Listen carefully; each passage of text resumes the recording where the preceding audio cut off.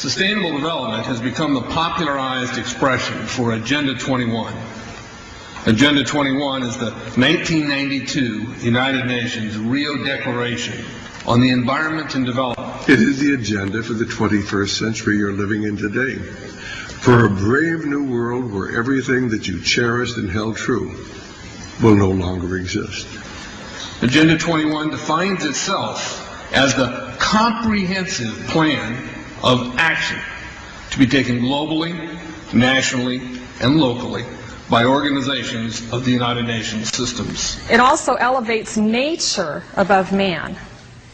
And it contains something called the precautionary principle, where basically you're guilty until you're proven innocent. Sustainable development is the philosophy designed to bring human beings across the globe under the full control of a narrow human elite. It's a 40-chapter document to basically control the world. It's based entirely on socialist control mechanisms. Sustainable developers have designed a global movement coordinated through a global to local action plan to create world government in accordance with certain objectives. These objectives include an end to national sovereignty, the abolition of private property, the restructure of the family unit, and increasing limitations and restrictions on mobility and individual opportunity. The green goal includes the listings of what's not sustainable. A couple of the examples include private property. 728 lists fossil fuels. Golf courses and ski lodges are not. Consumerism. Irrigation is not sustainable. Paved roads. Commercial agriculture. Herbicides, pesticides. Elsewhere, it lists farmlands, pastures, grazing of livestock. And the family unit. The focus of sustainable development is the abolition of private property, societal undermining of the family, and abandonment of the constitutional protection of unalienable rights as described in the Declaration of Independence. You see, I sat on the Santa Cruz Agenda 21 committees. Now, this was a lot of crazy ideas. This was back in the mid-90s. Crazy ideas I heard. Mother Earth's surface wasn't to be scratched. Human beings were to be concentrated into human settlement zones. Educational systems were to focus on the environment as the central organizing principle. All aspects of life were covered.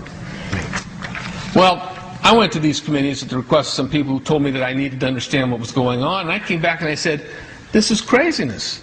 This is so silly. It has no chance of having any effect on our society. Well, I was wrong.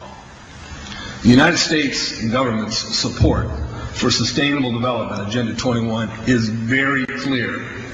In 1992, while the Rio Conference was going on, George Bush, then president, was there where he executed the Agenda 21 protocols on behalf of the United States and brought it back to Washington, D.C. Within a year, Bill Clinton, by executive order, no congressional review, established the President's Council for Sustainable Development. In Santa Cruz, we've got a 2-lane freeway system. We need 4. But what we're getting is hundreds of millions of dollars of federal money to take a dilapidated rail line that Southern Pacific wants to put in the hands of somebody else so that a commuter line can be built along the railroad track. That'll be followed by 14-story buildings where people will live and stack them and pack them units, where developers or so-called sustainable developers will build these high rises with federal dollars. In fact, Santa Cruz has received a $300 million federal grant to build the first 3,000 of these stack them and pack them units.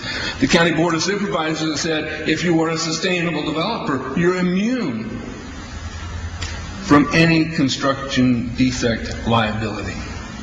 It's a partnership between selected developers building this new world order and the government using the American taxpayer dollars in order to do it.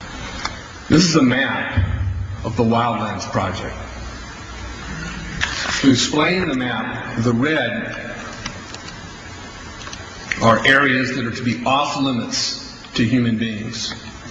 No resource development, No human activity. If you live there, you won't.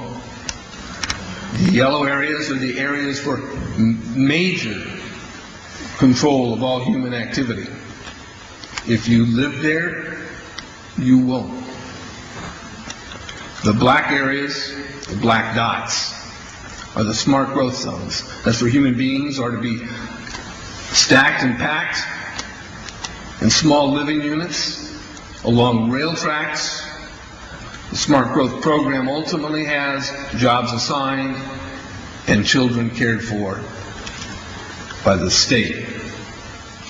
The question has been asked many times how the people who are perpetrating these things expect to do this and make it last. And the answer to that is that you steal a generation of children and you indoctrinate them so that they accept these ideas and they become global citizens in the coming global village.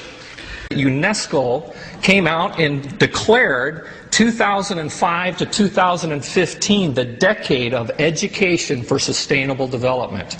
But they go on to say that it will encompass the 40 chapters of Agenda 21. That is your federal national curriculum.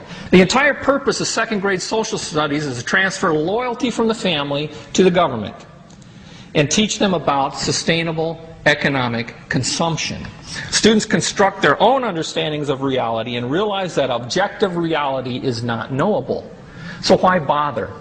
The truth is, the truth which keep men free is being suppressed in order to prop up the attitude training agenda.